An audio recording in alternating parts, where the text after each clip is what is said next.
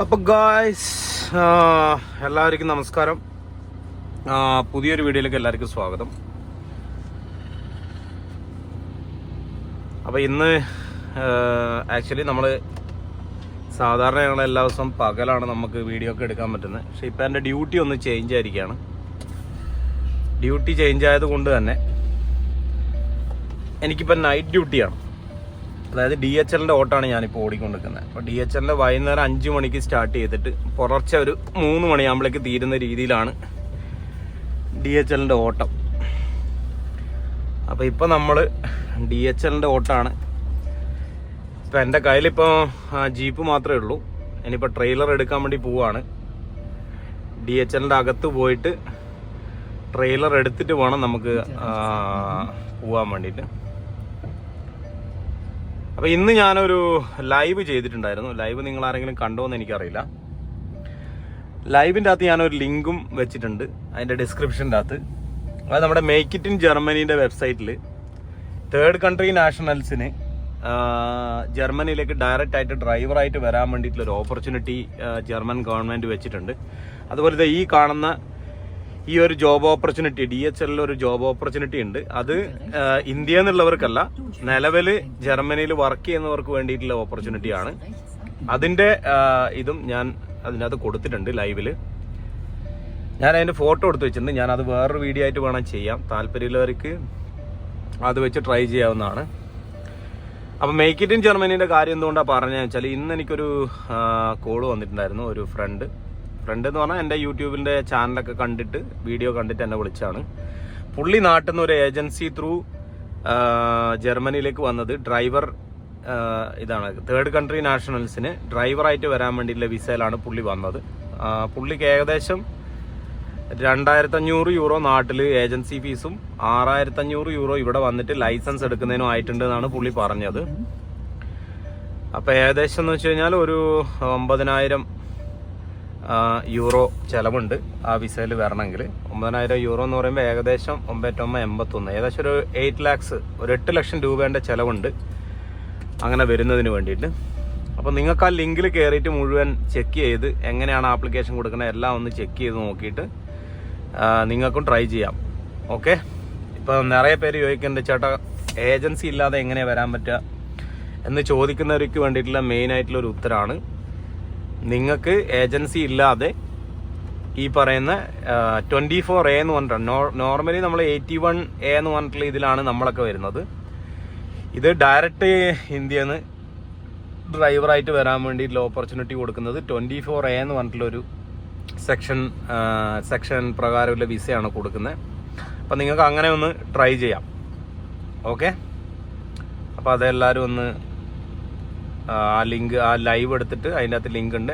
Okay, ഞാൻ ഈ video upload ചെയ്യുമ്പോൾ ഇതിൻ്റെ അകത്ത് ഇത് ഞാൻ ഇട്ടേക്കാം, അതിൻ്റെ ലിങ്കും കൂടി, അതായത് നമ്മുടെ മേക്ക് ഇറ്റ് ഇൻ ജർമ്മനീൻ്റെ ലിങ്കും കൂടി ഈ വീഡിയോയിൽ ഞാൻ കൊടുക്കാം ഡിസ്ക്രിപ്ഷനിൽ. അതുപോലെ തന്നെ ഞാൻ മുന്നേ ഒരു ലാത്വിയൻ്റെ ഒരു കാര്യം പറഞ്ഞത് എൻ്റെ വീഡിയോ കണ്ടവർക്കൊക്കെ ഓർമ്മയുണ്ടാവും. പുള്ളി ഇപ്പോൾ അവിടെ എത്തി, ലാത്വിയയിലെത്തി. അവൻ്റെ ഇപ്പം കോഡ് 95ൻ്റെ ക്ലാസ് നടന്നുകൊണ്ടിരിക്കുകയാണ്. അപ്പോൾ അവനോട് ഞാൻ മുന്നേ അതിൻ്റെ ഏജൻസീൻ്റെ ഡീറ്റെയിൽസ് ഒക്കെ ചോദിച്ചിട്ടുണ്ടായിരുന്നു. അപ്പോൾ അവൻ, ചേട്ടാ ഒരു പ്രശ്നമുണ്ട്, ഞാൻ തരാമെന്നാണ് പറഞ്ഞിരുന്നത്, അതുകൊണ്ടാണ് എനിക്ക് ഇതുവരെ നിങ്ങൾക്ക് തരാൻ പറ്റാഞ്ഞത്.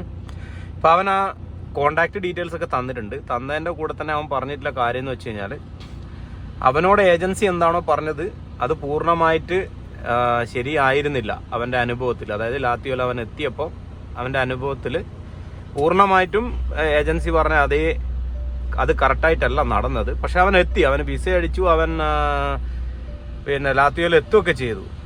ബട്ട് എന്താണ് അതിൻ്റെ അത് സംഭവിച്ചതെന്ന് വെച്ചാൽ, അവന് വിസേൻ്റെ കാര്യം കൊടുക്കുമ്പോൾ അവർ പറഞ്ഞതെന്ന് വെച്ചാൽ, ഇൻ്റർവ്യൂ പാസ്സായി കഴിഞ്ഞാൽ 50,000 രൂപ കൊടുക്കണം. അതായത് ഇൻ്റർവ്യൂ ഉണ്ടാവും, 2-3 ലെവലിൽ ഇൻ്റർവ്യൂ ഉണ്ടാവും. ഈ ഇൻ്റർവ്യൂ ഒക്കെ അറ്റൻഡ് ചെയ്ത് ഇൻ്റർവ്യൂ പാസ്സായി കഴിഞ്ഞാൽ 50,000 രൂപ കൊടുക്കണം. പിന്നീട് വിസ അടിച്ച് കഴിഞ്ഞാൽ ഉടനടി 4 ലക്ഷം രൂപ അവർക്ക് ഫീസായിട്ട് കൊടുക്കണം. ഈ 4.5 ലക്ഷം രൂപയാണ് കമ്പനി ഫീസ് പറഞ്ഞിട്ടും. പിന്നീട് കമ്പനി പറഞ്ഞാൽ നിങ്ങൾ അവിടെ ചെന്ന് കഴിഞ്ഞാൽ അക്കോമഡേഷനും മറ്റുള്ള എല്ലാ ഫെസിലിറ്റിയും എല്ലാം കമ്പനി കൊടുക്കും എന്നാണ് പറഞ്ഞത്.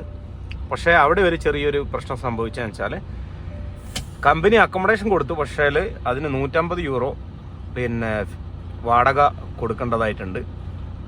പിന്നെ ഇവിടുന്ന് അങ്ങോട്ട് പോകാനുള്ള ഫ്ലൈറ്റ് ടിക്കറ്റ് കമ്പനി കൊടുത്തില്ല. ഫ്ലൈറ്റ് ടിക്കറ്റും ആ ഒരു സെക്ഷനിൽ എത്ര പേര് ഇൻ്റർവ്യൂ പാസ്സായോ അവരെല്ലാം കൂടെ എല്ലാവരും അവരവരെ ടിക്കറ്റ് എടുത്തിട്ടാണ് അങ്ങോട്ട് പോയത്. പിന്നെ ഉണ്ടായെന്ന് വെച്ച് കഴിഞ്ഞാൽ ലൈസൻസ് എടുക്കാൻ വേണ്ടിയിട്ടുള്ള പൈസ, അതായത് ഈ കോഡ് 95 എടുക്കാനും ലൈസൻസ് കൺവേർട്ട് ചെയ്യാനൊക്കെ ഉള്ള പൈസ ഇവർ തന്നെ ആദ്യം കൊടുക്കണം. കമ്പനി ഒന്നും ചെയ്തു കൊടുക്കില്ല. നമ്മുടെ കയ്യിൽ ആ പൈസയും കൂടി നമ്മൾ കയറി ചെല്ലുമ്പോൾ ഉണ്ടായിരിക്കണം. ഒരു സെക്കൻഡ് കേട്ടോ, ഞാൻ ഇതൊന്ന് സംസാരിക്കട്ടെ.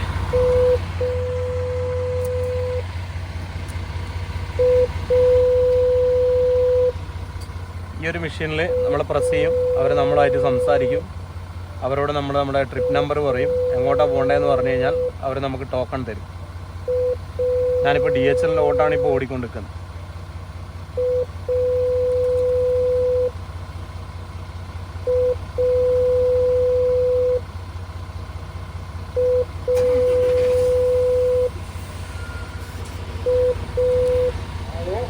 Hello sir, good evening. I have a trip to Uitingen. Uitingen? Yeah, Uitingen. Transport number T907 140. 140. Yeah. That is one. Thank you. Danke schön. അപ്പോൾ നമുക്ക് നമ്മുടെ ടോക്കൺ കിട്ടിയിട്ടുണ്ട്. 437 നമ്മുടെ ട്രെയിലർ ഇരിപ്പുണ്ട്. ഇനി നമ്മൾ പോയി 437 പോയിട്ട് നമ്മുടെ ട്രെയിലർ കണക്ട് ചെയ്യുന്നു. നമ്മൾ നേരെ ഉയിറ്റിങ്ങൻ പോകും. 437. അപ്പം ഞാൻ പറഞ്ഞു വന്നത്, അവർക്ക് ഏജൻസി ആദ്യം പറഞ്ഞു തന്നില്ല ഒരു വ്യത്യാസം വന്നതെന്ന് വെച്ചാൽ ടിക്കറ്റ് നമ്മൾ തന്നെ എടുക്കണം. അതായത് അവൻ തന്നെയാണ് എടുത്തത്. പിന്നീട് അവിടെ ചെല്ലുമ്പം ഫുഡ് കാര്യങ്ങൾ അക്കോമഡേഷൻ കൊടുക്കും. പക്ഷെ 150 യൂറോ അക്കോമഡേഷൻ്റെ പൈസ നമ്മൾ കൊടുക്കണം. അതായത് ഈ പോകുന്നവർ കൊടുക്കണം. പിന്നെയുള്ള കാര്യം എന്ന് വെച്ച് കഴിഞ്ഞാൽ, സോറി ഞാൻ ഇതിൻ്റെ ഇടയിലേ ശ്രദ്ധിക്കുന്നുണ്ട് വിട്ടുപോയി. അതായത് പിന്നെ 50,000 രൂപ ഇൻ്റർവ്യൂ പാസ്സായി കഴിഞ്ഞാൽ കൊടുക്കണം. പിന്നീട് വിസ കിട്ടിക്കഴിഞ്ഞാൽ 4 ലക്ഷം രൂപ കൊടുക്കണം. അത് കഴിഞ്ഞിട്ട് പിന്നെ നമ്മളിവിടുന്ന് കയറി പോകുന്നതിന് മുമ്പില്ല ബാക്കിയുള്ള എല്ലാ ചിലവുകളും, അതായത് ഒരുപാട് ഡോക്യുമെൻറ്റേഷനും മറ്റുള്ള കാര്യങ്ങളൊക്കെ ചെയ്യാനുണ്ട്. അതിനൊക്കെ ഉള്ള ചിലവുകൾ, അതിപ്പോൾ ഒരു പിന്നെ എന്താ പറയുക, വിസ ഫീസ് എന്ന് പറഞ്ഞാൽ ഏകദേശം ഒരു 10 രൂപേൻ്റെ അടുത്ത് വരും വിസേൻ്റെ ഫീസ്. പിന്നെ മറ്റുള്ള പേപ്പേഴ്സൊക്കെ റെഡിയാക്കുന്നതിനെല്ലാം കൂടെ ഒരു 10, 20, 25,000 രൂപ അതിനും ഇവിടെ തന്നെ ചിലവ് വരും. 25,000 ഒരു 30,000 രൂപകൾ ഇവിടെ തന്നെ ചിലവ് വരും. പിന്നീട് നമ്മൾ പിന്നെ ഫ്ലൈറ്റ് ടിക്കറ്റ് നമ്മൾ തന്നെ എടുക്കണം. പിന്നെ അവിടെ ചെന്ന് കഴിഞ്ഞാൽ എല്ലാ മാസവും 150 യൂറോ വെച്ച് നമ്മളെ റൂമിൻ്റെ റെൻറ്റ് കൊടുക്കണം. പിന്നെ നമ്മുടെ കോഡ് 95 എക്സാമിൻ്റെ എല്ലാ ഫീസും നമ്മൾ തന്നെ എടുക്കണം. അപ്പം നമ്മൾ ഇവിടുന്ന് പോകുമ്പോൾ ഏകദേശം ഒരു 2,000 യൂറോ എങ്കിലും നമ്മളെ കയ്യിലുണ്ടായിരിക്കണം. 2,000 യൂറോ എന്ന് പറയുമ്പോൾ ഏകദേശം ഒരു 1,80,000 രൂപ വന്നു. അതായത് ഒരു 2 ലക്ഷം രൂപ നമ്മൾ ഇവിടുന്ന് പോകുമ്പം നമ്മളെ കയ്യിലും ഉണ്ടായിരിക്കണം. ഇത്രയും കാര്യങ്ങൾ ഉണ്ട്. പക്ഷേ ഏജൻസി ഫസ്റ്റ് അവനോട് പറഞ്ഞത് ഈ 4.5 ലക്ഷം മാത്രം മതി, ബാക്കി അവിടെ ചെന്നാൽ എല്ലാം കമ്പനി നോക്കിക്കോളുന്നാണ് പറഞ്ഞത്. പക്ഷെ അവിടെ എത്തിയപ്പോൾ അവിടുത്തെ ഏജൻ്റാണ് എല്ലാ കാര്യങ്ങളും ചെയ്യുന്നത്. ഏജൻറ്റ് പറയുന്നത് വെച്ചാൽ നിങ്ങൾ തന്നെ പിന്നെ ഫീസും കാര്യങ്ങളൊക്കെ അടക്കണം. അതുപോലെ അക്കോമഡേഷൻ ഫ്രീ അല്ല, അക്കോമഡേഷൻ്റെ ഫീസും പൈസയും നിങ്ങൾ തന്നെ അടക്കണം എന്ന് പറഞ്ഞിട്ട് ആ ഒരു ചെറിയൊരു പ്രശ്നം ഇതിൻ്റെ അകത്ത് സംഭവിച്ചിട്ടുണ്ട്. പിന്നെ അതുപോലെ ഇവരുടെ ആ ബാച്ചിൽ എല്ലാവരും പോയിട്ടുണ്ട്. അതുകൊണ്ട് തന്നെ ഇനിയിപ്പോൾ ആപ്ലിക്കേഷൻ കൊടുക്കുന്നവർക്കും ഓപ്പർച്യൂണിറ്റി ഉണ്ട്. എന്തായാലും തീർച്ചയായിട്ടും പോകാൻ പറ്റുമെന്ന് തന്നെയാണ് പ്രതീക്ഷിക്കുന്നത്. ഓക്കെ, ഈ DHLനകത്ത് കയറി കഴിഞ്ഞാൽ ഏറ്റവും വലിയ കുഴപ്പം ഇതാണ്. ഇപ്പം DHLന്റെ വേക്കൻസി എന്ന് പറയുന്നത് ആ കാണുന്നതാണ് കേട്ടോ. ഈ പെട്ടിയില്ലേ, ഈ പെട്ടി എടുക്കുന്ന വണ്ടിയുണ്ട്. ആ വണ്ടി ഇതിൻ്റെ അകത്തുനിന്ന് വന്ന് ഈ പെട്ടി എടുത്തിട്ട് ഓരോ ടോറിലും കൊണ്ടുപോയി അൺലോഡ് ചെയ്യുക. അങ്ങനെയൊക്കെയുള്ള പണിയാണ് നിലവിൽ ഇവിടെ DHLലെ ഡ്രൈവർമാർക്കുള്ളത്. എൻ്റെത് 437 ഇപ്പം 449. ആദ്യം നമുക്ക് 437 ഒന്ന് കയറി നോക്കാം.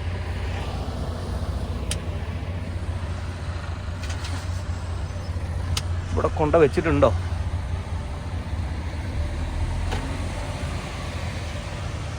$437. ഓ ഇല്ല, എൻ്റെ ട്രെയിലർ അവിടെ തന്നെയാണ്.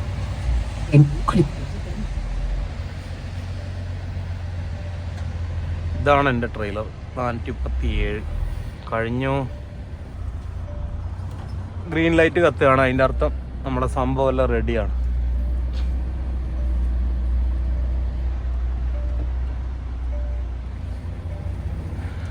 ഓക്കെ, അപ്പോൾ നമ്മൾ നേരെ പോന്നു.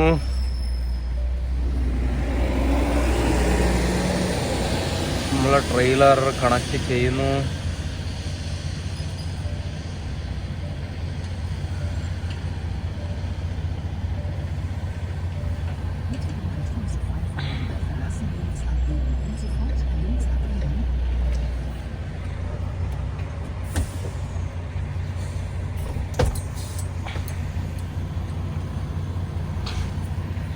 നമുക്ക് ആദ്യം ചെയ്യണമെന്ന് വെച്ചാൽ ട്രെയിലർ ഒന്ന് ജസ്റ്റ് പോയിട്ട് നോക്കണം, ട്രെയിലറൊക്കെ ഓക്കെ ആണോ.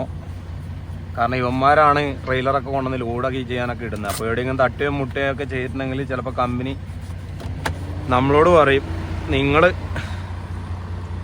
നോക്കിക്കോന്ന് പറഞ്ഞാൽ നമ്മുടെ കയ്യിൽ നിന്ന് പോകും. അതുകൊണ്ട് ആദ്യം ട്രെയിലറൊക്കെ ഒന്ന് കറക്റ്റായിട്ട് നോക്കുക, എല്ലാം ഓക്കെ ആണോ.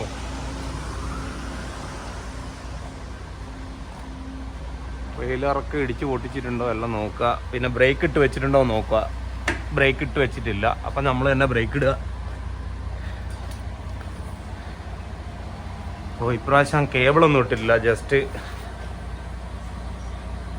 ഓക്കെ. അപ്പോൾ കേബിളൊക്കെ നമ്മൾ തന്നെ ഇടണം. അപ്പോൾ കേബിൾ എങ്ങനെ ഇടുന്നതെന്ന് വെച്ച് കഴിഞ്ഞാൽ നമ്മൾ ഈ കേബിള്, ഇതിന് കസ്റ്റം കേബിൾ എന്നാണ് പറയുന്നത്. നമ്മൾ കസ്റ്റം കേബിൾ അയച്ചെടുക്കുക.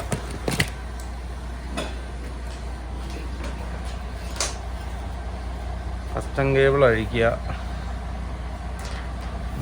ഇതിൻ്റെ അകത്തുകൂടി ഇടുക. പിന്നെ നമ്മൾ ഇതാണ് നമ്മുടെ സാധനം കേട്ടോ, ആണ് കസ്റ്റം സീലാണിത്.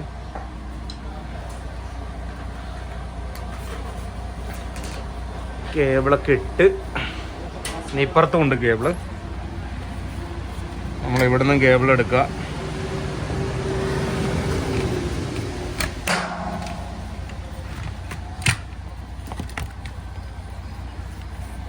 ഈ കേബിൾ എവിടെ നിന്ന് വരുന്നതാണോ, ഇത് ഫ്രണ്ടിൽ നിന്ന് വരുന്നതാണ്. ഫ്രണ്ടിൽ നിന്ന് വന്ന് ചുറ്റി വണ്ടീനെ ചുറ്റിയിട്ട്, അപ്പോൾ ഒരാൾക്കും ഇതിൻ്റെ അകത്തുനിന്നൊരു സാധനം ഈ കേബിൾ അഴിക്കാതെ എടുക്കാൻ പറ്റില്ല.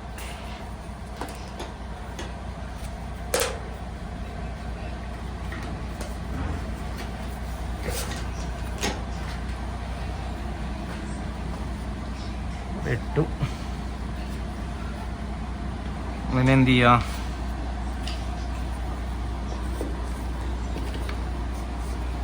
നമുക്ക് ഇവിടെ ഇടാൻ പറ്റില്ല. നമ്മൾ ഇതിലൂടെ എടുത്ത് ഇവിടെ കൊണ്ടുവരിക, അതിലൂടെ എടുത്ത് ഇവിടെയും കൊണ്ടുവരും, എത്തൂല. ഇപ്പം എന്ത് ചെയ്യാം, അതിലൂടെ എടുക്കാതെ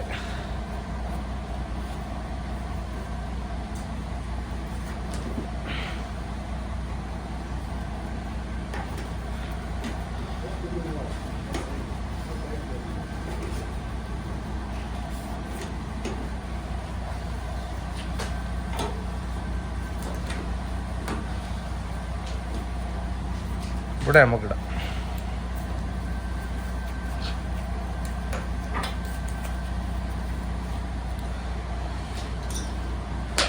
നമ്മൾ കേബിൾ എടുക്കുക.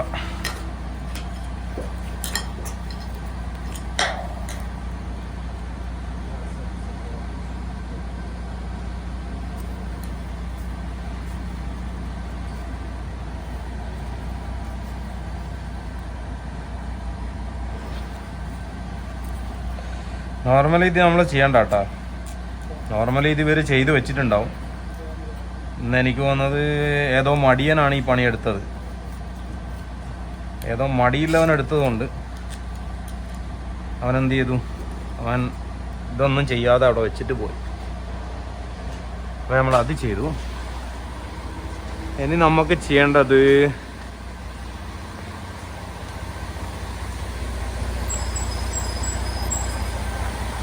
ഓക്കെ,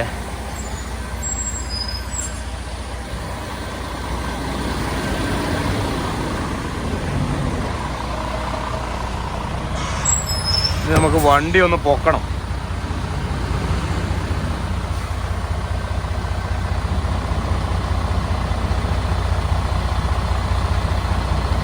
വണ്ടി ഒന്ന് പൊക്കുക.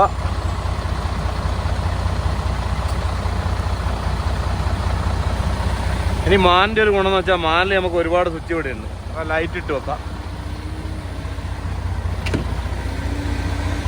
നമ്മളെ മേലെ കയറുക. നമ്മളെ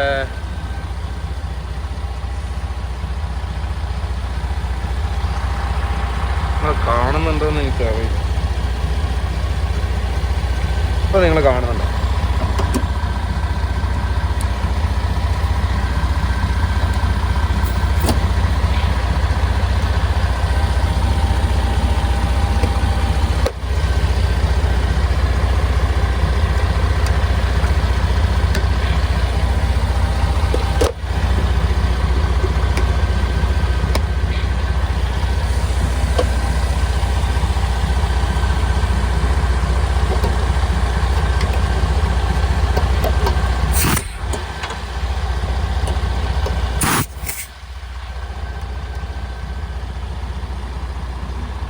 അതും ആയിട്ടുണ്ട്. ഇനി നമ്മൾ നേരെ താഴേക്ക് തിരിച്ചിറങ്ങുക. ലാപ്പ് അടക്കുക.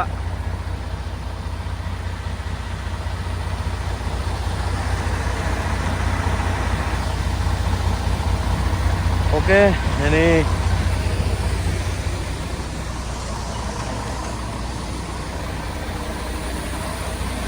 നമ്മുടെ കാലങ്ങോട്ട് പൊക്കുക.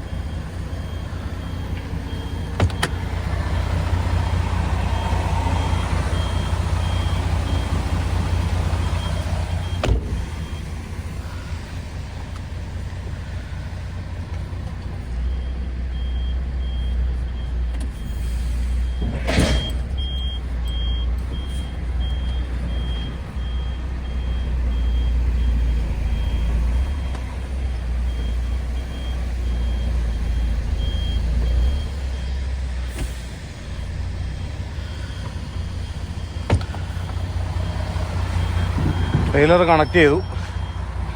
ഇനി നേരെ പോവാ.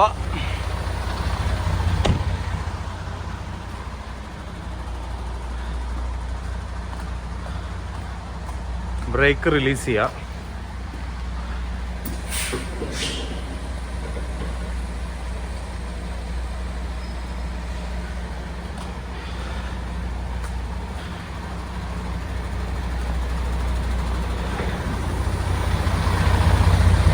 ബ്രേക്ക് റിലീസ് ചെയ്ത് കഴിഞ്ഞാൽ പിന്നെ നമ്മൾ വണ്ടി എടുക്കുക, സ്ഥലം വിടുക.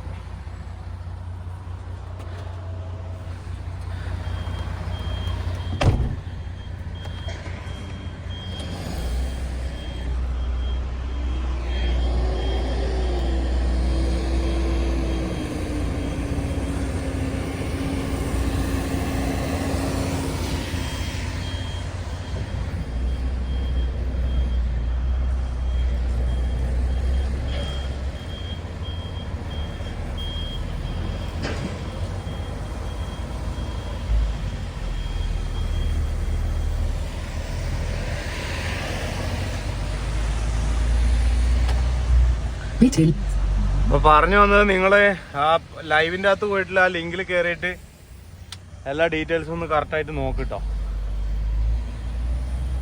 എനിക്കിവിടെ ഒന്ന് ഡോക്യുമെന്റ് ഒന്ന് സൈൻ ചെയ്യിക്കണം. അപ്പൊ അതുകൊണ്ട് എന്തായാലും ക്യാമറ എടുത്തിട്ട് അകത്തേക്ക് കയറാൻ അവർ സമ്മതിക്കൂല. അപ്പൊ അതുകൊണ്ട് ഞാൻ ക്യാമറ ഒന്ന് കട്ട് ചെയ്യാണ്.